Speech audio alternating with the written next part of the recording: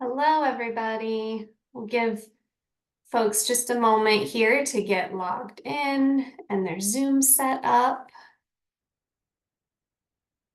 And I will go ahead and share my screen.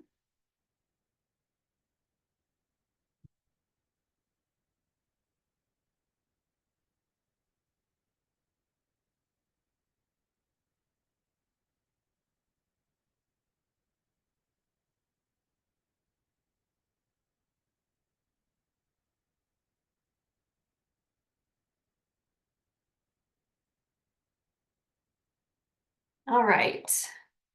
We can go ahead and get started. I wanted to thank you all for joining us today. We are going to be talking about brand health for your state and regional organizations today. So to get us started, I know we have a smaller group, but if you could just put your responses in the chat, maybe what your state and regional organization is and what your position is on the board.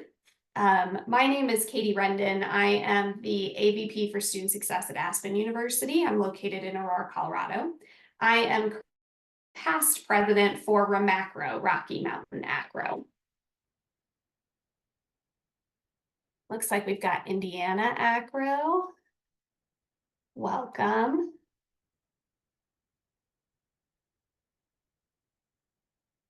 All right. Feel free to keep putting your information in there. We've also got Nebraska Acro. Welcome to you.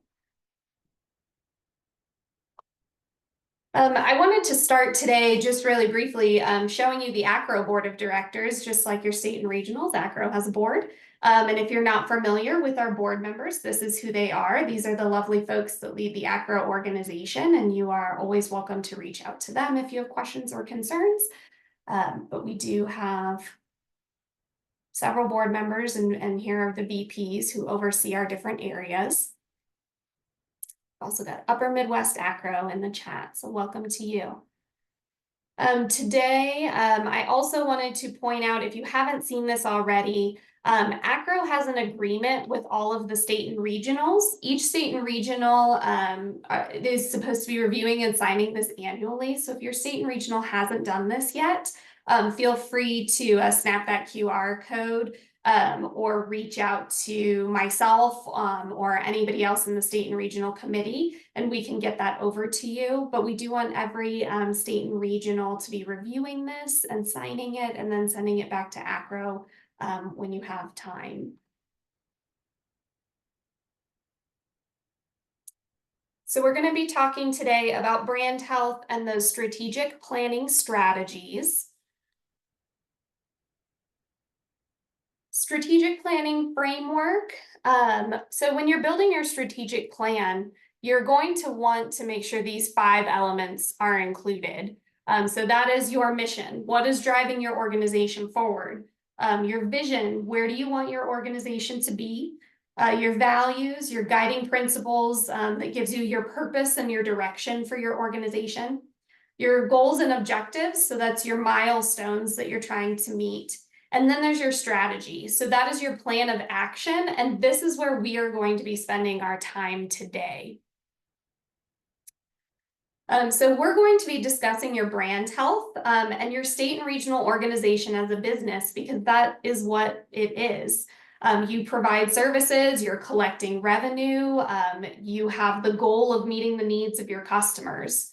So I want y'all to take a moment and just sort of think about your state and regional organization as a business. Your members are your customers. And think about, why do your members choose your organization over other professional organizations? We know that folks have limited funds and they can often only select a few professional development options. So what is making you unique, that you stand out as the organization that they're choosing? What would happen to your state and regional organization if your members left? So imagine that next year you have a 10% membership decline. What would that do to your revenue? What would that do to the quality of the services that you could offer? What if it declined more than that? What if you had a 25% decline? How would that impact your ability to operate? And then finally, what is the return of investment or ROI for your members? What are you offering your members that they can't get elsewhere that makes it worth it for those folks to pay their membership dues every year? So now that we're kind of in that business mindset, we're going to move into brand health. Brand health is the overall metrics, strengths, and weaknesses of your organization. It helps you ensure that your messaging is inclusive of your membership, that the content you're creating is matching the expectations and the needs of your customers, and that you don't lose those customers, in this case, your members, to your competitors.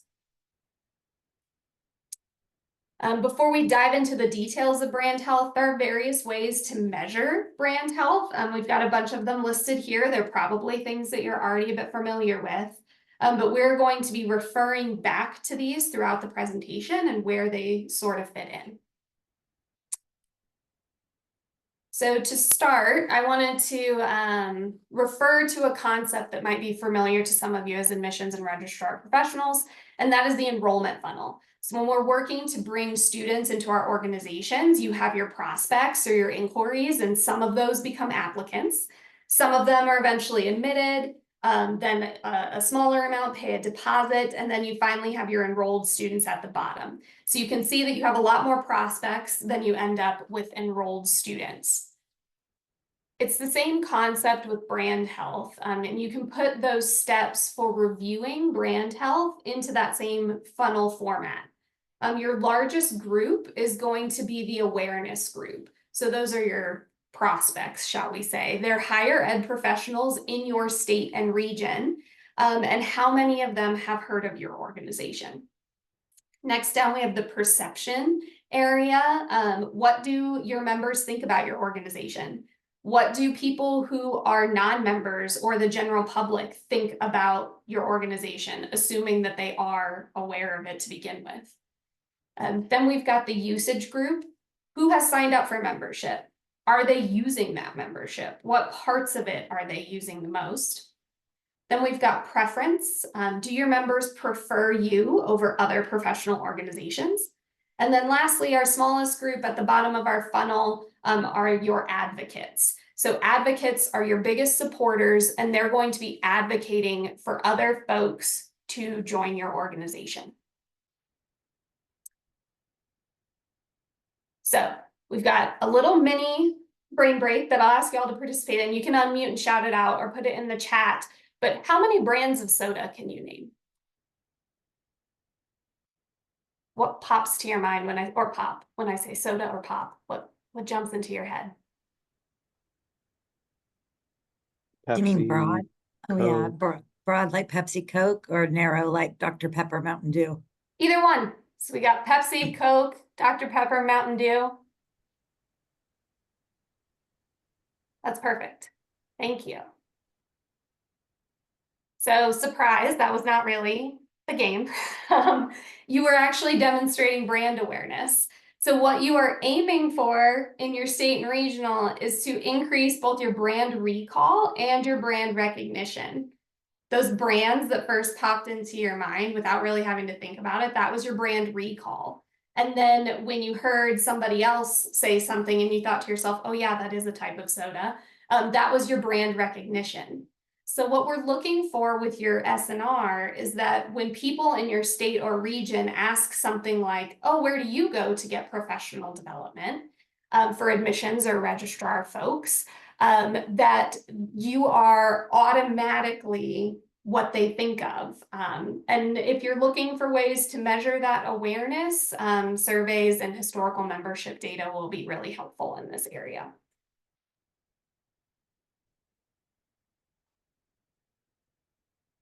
The next step in our funnel was perception. Perception measures how your current, former, and potential members feel about your organization. Perception is going to help you identify the gaps in your services and your what your organization offers, and determine how your members perceive the quality of those offerings. So measuring perception is probably most often going to happen through focus groups, surveys, or evaluation forms, sort of like our ice cream survey example here.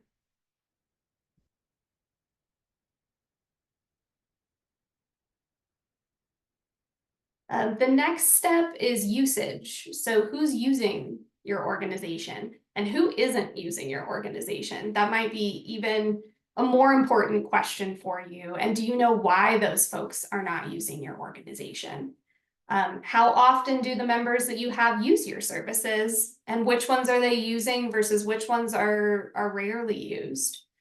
When we're tracking usage, that can be tracked similarly to perception through those surveys, evaluations, and focus groups. But you can also use quantitative measurements like website or membership analytics to see which areas of the website are being accessed most, which members are most engaged and participating in the most webinars or conferences or whatever it might be that you're offering.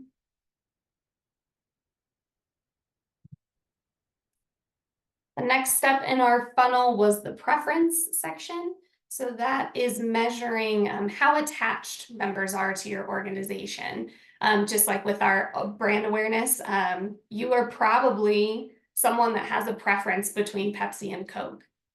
You might be able to explain that, you might not be able to, but you probably lean toward one or the other. And do your members prefer your organization for their professional development over another professional development organization or some other place where they can get those professional development opportunities? This is another one that's probably largely going to be measured between surveys and evaluation forms. And then the last step in our funnel was our advocates. That's the much smaller group than your overall membership. And these are folks who are committed to your organization. They are willing to recommend your organization to other people. They often promote your organization. They talk it up. They participate regularly. And these are likely going to be people that you end up tapping for leadership roles at some point because they're already loving the services you provide and they understand the value of your state and regional organization. You might identify some of these advocates through surveys or evaluation forums, like maybe your end of conference survey asks if you would like to get involved more, things like that. But a lot of the advocates you're going to end up identifying through word of mouth or candid conversations. You're going to meet these folks at your annual conference or in a webinar discussion, and you will build relationships about how they want to get involved or what was really interesting to them or what pieces of being part of this group they enjoy. So I would encourage you all as state and regional leaders to have those conversations with people and try to network more to help tease out who those advocates might be.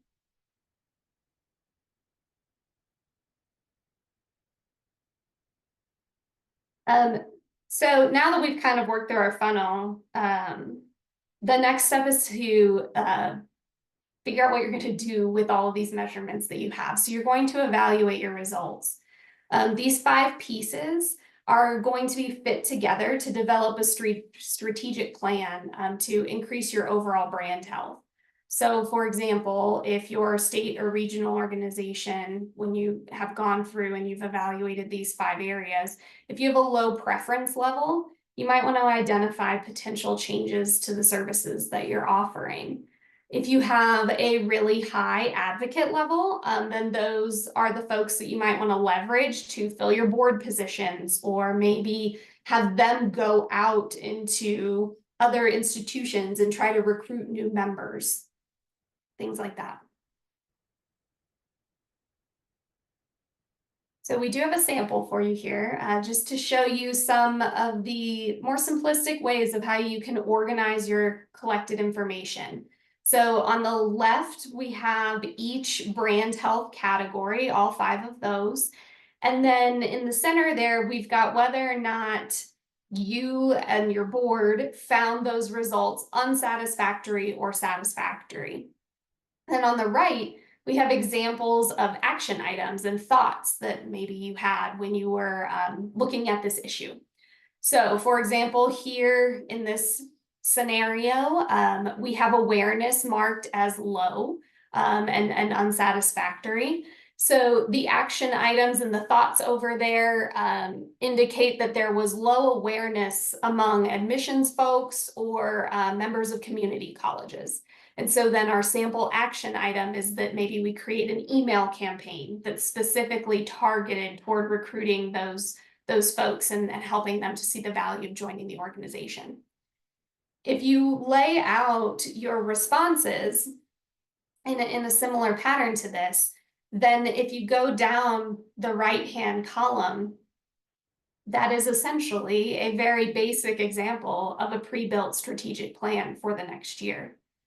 So I know creating a strategic plan is often difficult and intimidating, and if you are a part of that process at your institution, you have probably experienced that it is quite tedious and burdensome and long.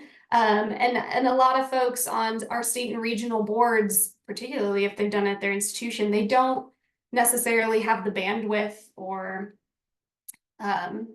the desire to go through that process again as a state and regional organization. It can be very hard, very intimidating. So this is one way that it might be easier for your board to organize. You could assess these areas through your membership or conference surveys, your website analytics, and then take time in a board meeting to judge the results. Are we okay with this? Are we not okay with this?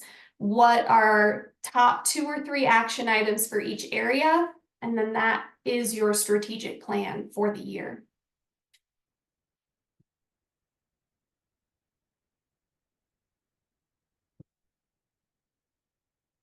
I wanted to close the presentation part of this before we open it up for questions with some resources. A lot of this information came from these top 2 resources here. I will put them in the chat for you all once I stop sharing.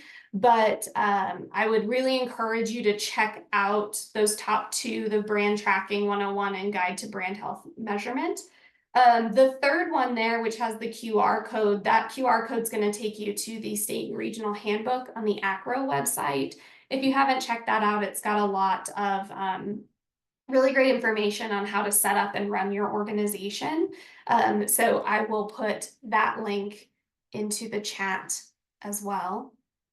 I did want to open it up for discussions about member engagement and brand health and how you all are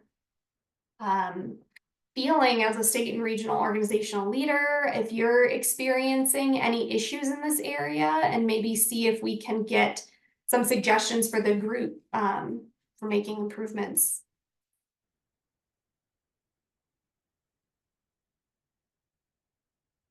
Does anybody have any place that they want to start? I can call on Chad because he's in my state and regional organization, and I know that he's been thinking about strategic planning. Unless maybe John, I saw you come off mute. Yeah, I'll jump in. I don't mind. You know, I'm with Mississauga in the Middle States. So we're trying to kind of resurrect some things that we've been doing. And really trying to find a way to find value. And I like the way you talked about kind of maybe doing a survey. We haven't done that yet. And you know, I'm struggling a little bit with, you know, how we can try to get to our members.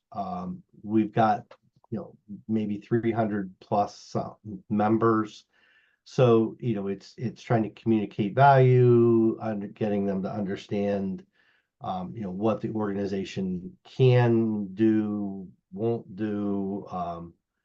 You know, in the past, it was much more just kind of focused on only the conference, and we tried doing some webinars over the summer, and that has helped a little bit. But you know, trying to get the word out, I think, is where we've been really trying to think about focusing.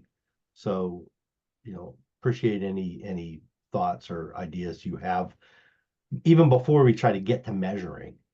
Mm-hmm. I think that's great. And Michelle had put in the chat that they struggle getting people to respond to Yeah. surveys, so that's difficult as well.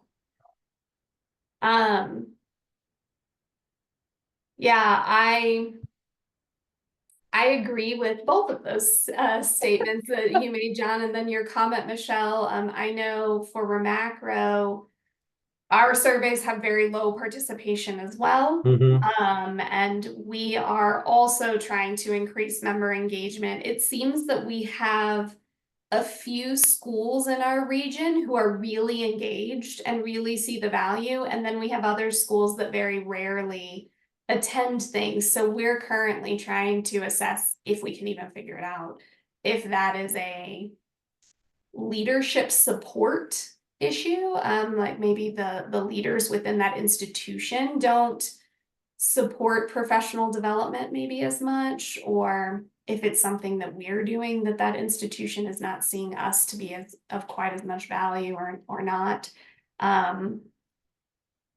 The thing I've found most helpful is trying to corner those folks and talk to them rather than always a survey, Yeah. maybe more of those candid So conversations. let me ask this. I mean, you mentioned kind of focus groups. Mhm. You know, one of the things that made me think about is that, like, you know, at our annual conference, just kind of having some round tables or focus groups discussion about, you know, what people would want. You know, has anybody had success with that? Because when we tried it in the past, you know, you get the same 5 or 6 people who are always, you know, interested and gung ho, but you don't get everyone else who may be as laissez-faire, um, or, you know, not, or are the ones that maybe are a little discontented and, you know, but came to the conference because of, you know, professional development. What's the best way to, you know, try to get folks to engage in that way? Does anybody have any great ideas? We instituted in Indiana, and others may have as well. We have a 10th at 10. So every month on the 10th, or you can do third Thursday at 3 or whatever you want to do. And it really gives us a good idea of who's engaged and who's not from different institutions. So we can get some focus groups going through that, like who normally shows up to the 10th at 10, Okay. and then versus who shows up to the summer workshop versus who shows up to the annual conference. So we get a lot more participation. The 10th at 10s are free. They're over Zoom. We get a lot of participation through that. Okay. I love that. I know that Chad says he's on his phone, but we just had Remacro does our annual conference in July every year, so we just held it, and Chad held a round table that he called Remacro Roundtable, I believe it was, and it was just one of our sessions where folks could come learn about what Remacro does, but then offer feedback and suggestions. And I believe he said that he got some pretty good feedback from that session. So that might be something you could try too, is just having a dedicated time at your annual meeting to ask for that feedback. Okay, yes, Chad confirms. Excellent feedback.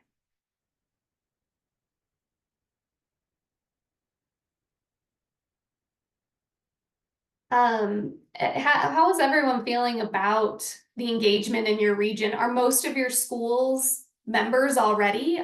Do you have a lot of schools in your region who aren't members or who have left your organization and that you're maybe trying to get back? We have a lot of members from the institutions in Indiana. It's just who's most engaged. We do it like those 10th at 10s. We have a variety of people who come. It's just the longer ones or the annual conference. Maybe we don't have as good of a cross section. Yeah. we Michelle, don't do you have good- open that 10th at 10 to non-members as well? Yeah. Okay. Thank you. Sorry to Just interrupt. it's okay, but we don't have any non-members, I don't think, who show up, but we've had guest speakers and things like that who aren't members of IACRO come and talk and learn about stuff we're doing. And we leave it sometimes open, and sometimes we have a topic. Yeah, we have found at Remacro that we have had a lot of institutions leave in the last few years and are now starting to come back. I think some of that we have found was due to budget cuts during the pandemic, but a lot of it was actually due to leadership turnover. And then we don't have accurate rosters of who is supposed to pay the bill. And then their membership ends up lapsing. And then we hear from someone like 2 years later that's like, I'm the registrar now and I'm not really sure what I'm supposed to be doing. And so we've seen that a lot, and I don't have an answer for that, but we are struggling to make sure that when there's turnover at our institutions, that we find out about it and get that updated on our side too. I think what we did was, because can't the members update their own rosters? They can, they just often don't. So we sent out a big email campaign with instructions to all Okay. the schools that we had not heard from or that had lapsed for a couple of years, and to get them re-engaged and to know what was going on. So we did an email campaign for that. Who are you sending those emails to? Is it just like a departmental email in the hopes Yeah, that it we gets would. to someone? We have a big spreadsheet that had all the Indiana schools of higher education with their like registrar at Yeah. the emails, and bombed those. And it eventually we got probably 60 more members, not schools, but members because of that. That's awesome. That's smart that you keep that list and you don't have to look them up every time. We have a Google Drive that we share for our IACRO, and it Mhm. has like how to do this in MemberClicks, because we all know MemberClicks is so, intuitive, but and how to do everything and what the contacts are, what the vendors could be for the next conference and who their contact info is and all that. That's awesome. Yeah, that's a great idea. I know that was my experience. I've been here about 3 years in this position, and I was new, and our admissions office at the time was a revolving door. So there was no one who had the login and knew what was going on with our roster. So I Mhm. think there was probably a year where we dropped off before I found it and got back plugged in. I think overall for the state, our membership is pretty good. I've just joined the board, and conversations I've had, it sounds like partly because of the membership changes at ACRO, we've increased in numbers a little bit, but the participation in conferences is down year over year, partly budget cuts, some of it engagement. And so figuring out how to reach those people who might be like getting our emails but aren't doing anything to actively participate in committees or the conference. Yeah. One thing we've been doing, we tried last year and we're trying to keep it going, is instituting a monthly webinar. Most of those webinars are a repeat of a session that was offered at our conference. We have it on the conference session evaluation. This would make a good webinar, is one of the questions. But we also have a lot of folks who are members, but maybe don't necessarily come to the annual conference. Remacro is Wyoming, Colorado, and New Mexico. So we rotate our conference between those states. So when we're having a conference in northern Wyoming, it is very difficult for our New Mexico schools to travel that far. It's expensive. There aren't a lot of airports in New Mexico and Wyoming. So we've been using those webinars as a way to try to keep folks re-engaged if they can't necessarily travel. But it's still very new for us. And we're hoping it'll keep people engaged even if they can't be there in person. Are your webinars free? Yes. Yeah, and that's kind of what we did too. And we did the summer workshop is free, and it's always online after the pandemic. And we also suspended dues during the pandemic. So that helped people to stay engaged without having to pay anything, because we weren't doing a conference or anything. So we didn't charge them. And now is going to be our first in-person conference back from the pandemic, and we're having it at the zoo. So that'll be fun. So we're hoping to get a lot of people to come because it'll be a fun experience. That's awesome. Just hang out at the zoo all day. I was in charge of planning it, so it's definitely gonna be somewhere fun. Not gonna sit in a conference room all day. We're gonna sit in the dolphin room and have dolphins swimming around us. It's gonna be awesome. I love that. We did our conference in Albuquerque last year, and it was not the conference itself, but we did one of our after hours events at the aquarium. And had the vendors come there and hang out, and it was probably, people still talked about it. Like, I wish we could go back to the aquarium this year.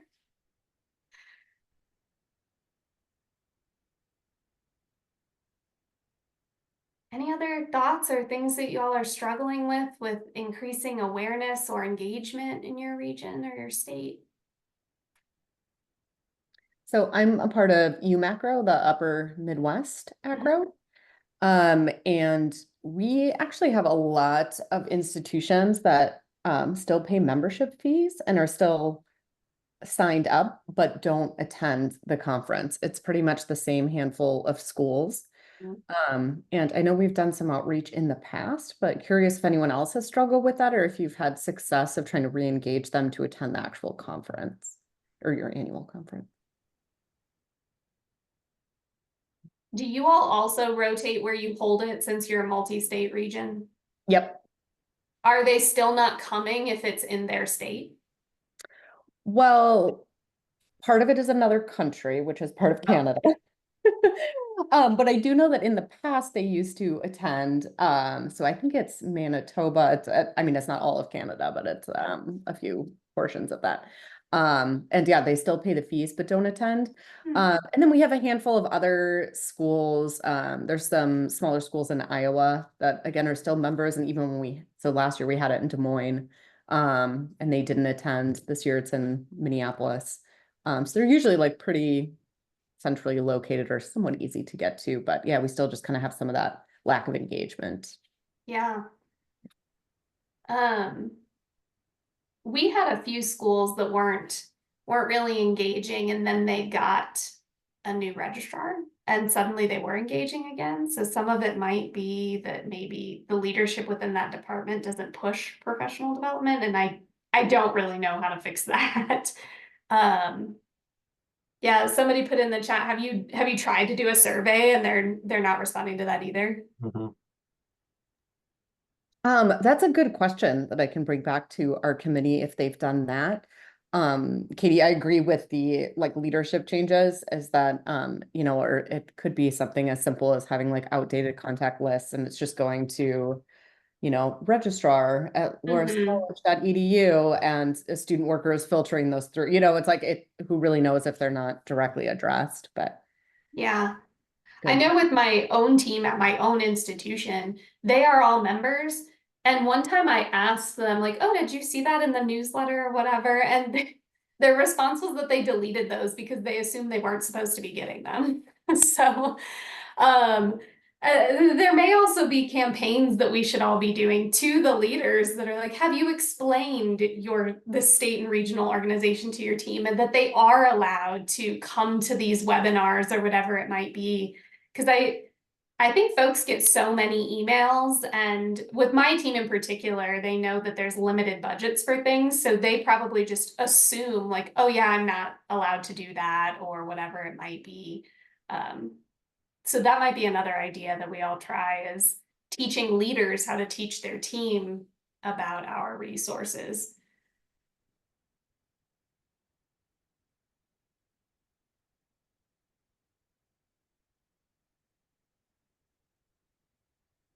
While you all are thinking, if you have any other questions, I will just put here on the screen again.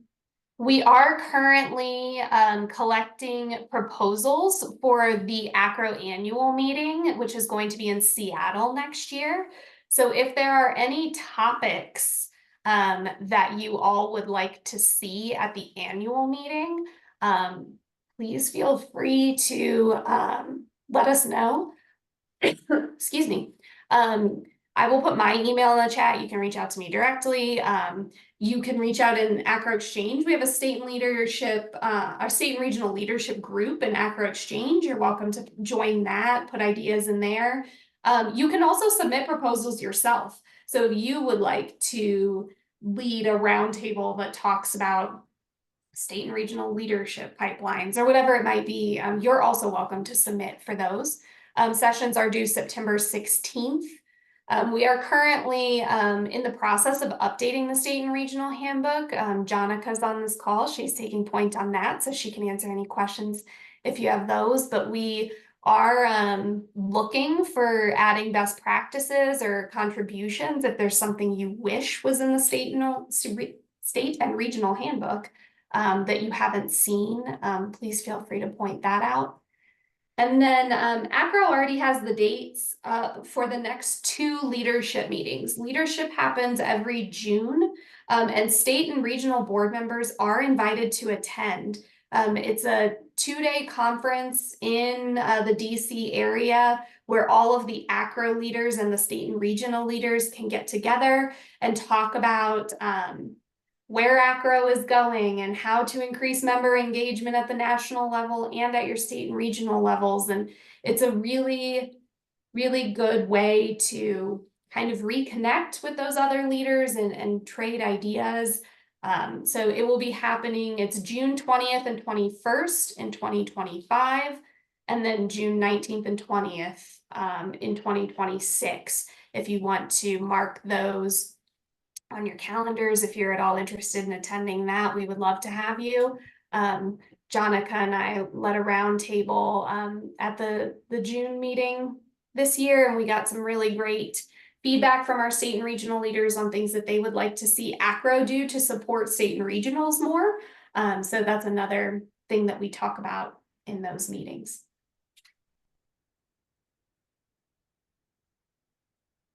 All right. Any other questions or topics that you'll want to talk about while we're together? This might be a dumb question, and I'm not sure. Is there like the Sunday of the annual conference when state and regionals have some sort of event? Yes, that's not a dumb question. So if you all are coming to the annual meeting every Sunday morning, so the annual meeting usually starts Sunday evening, but Sunday morning we do a state and regional workshop. It is free. So anybody who's coming to annual meeting, if you're involved in state and regional organizations, you are definitely welcome to attend. You will sign up for it at the same time that you register for the conference. But it's a 3-hour session where we have our own dedicated room and talk about different topics that relate to state and regional leadership. So that will be happening again in Seattle if you all are attending that conference. It's the last weekend in March and like the first couple days in April.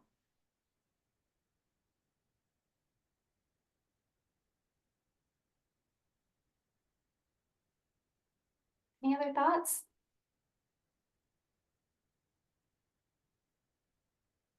Okay. Well, we can end a bit early today and give you some time back. I appreciate the discussion. It was lovely to see all of you, and I hope you go out back into your state and regional and do some brand health assessments and come back next year, come to state and regional at the annual meeting, and we can talk about all of your successes. Great. Thank you. Thank you all. Have a great afternoon. Thanks.